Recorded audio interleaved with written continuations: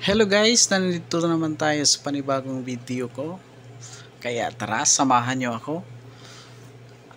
Gagawa ako ngayon ng strawberry cake guys. Kaya ito na, pisahan ko na sa paggawa ng cake. Ayan, naglalagay ako ng sugar syrup guys. Yan po yung unang gagawin. And then maglagay ng palaman. Ganyan lang siya guys. Scatter lang sa palaman. And then lagay ulit. Always may ilalagay na sugar syrup guys. Yan po ang sekreto guys sa paggawa ng cake. Para po masarap siyang kainin at saka hindi siya dry yung cake kainin. Ganyan lang po siya guys. Oh. Yun. And then maglagay ulit ng sugar syrup. Ayan, ganyan lang siya guys. Simple lang. Pabalik-balik lang yung proseso. And then yan na po yung susunod yan. Yan na po yung pinaka last na layer nya. Yun. And then maglagay ulit ng sugar syrup. Yun. Tapos na guys. And then mag frosting na ako dyan guys. Gamit ko po ay boiled icing. Medyo maganda yung gawa ko ngayon guys na boiled icing. Napaka stable nya. Yan, madali siyang ipahid at saka talagang makapit siya guys. Ano? Yun no. Saglit lang. Yan. And then papantayin ko yung gilid guys ng cake. Para makuha ko yung gusto kong smooth dyan sa cake na yan. Ayan. And then pantayin ko yung taas.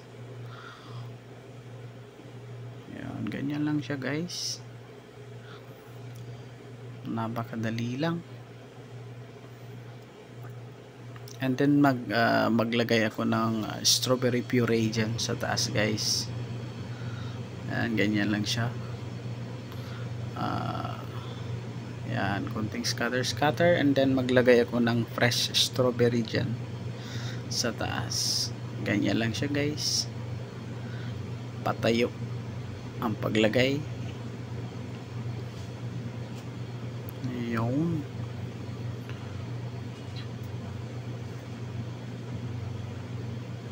Napakadali talagang gawin guys pag mga ganyan lang yung design ng cake.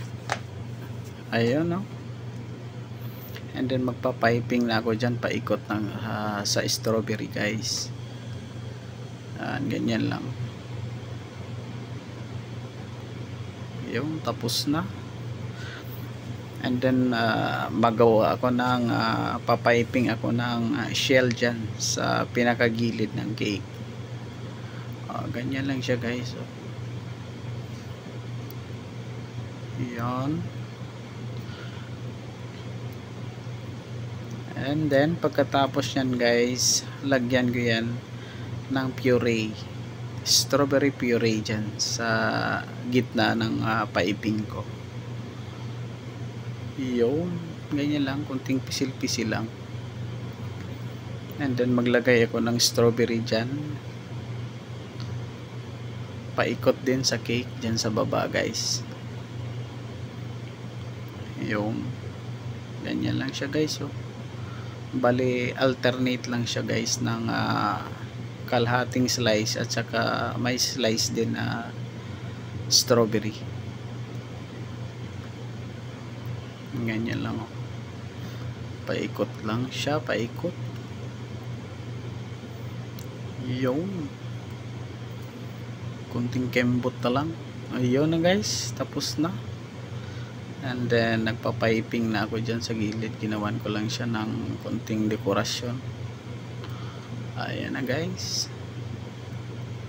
At saka magsusulat ako dyan sa chocolate. Susulat ko yung happy birthday guys. Iyon. Pasmado pa yan guys ha. nanginginig. Yan, ganyan lang siya guys. Yun, tapos na. Ilalagay ko na yan sa gilid ng cake guys. Ayan, ganyan lang. Ayan, ngayon ang pinakamukha ng cake. Guys, maraming salamat sa inyong panunood. Bye-bye!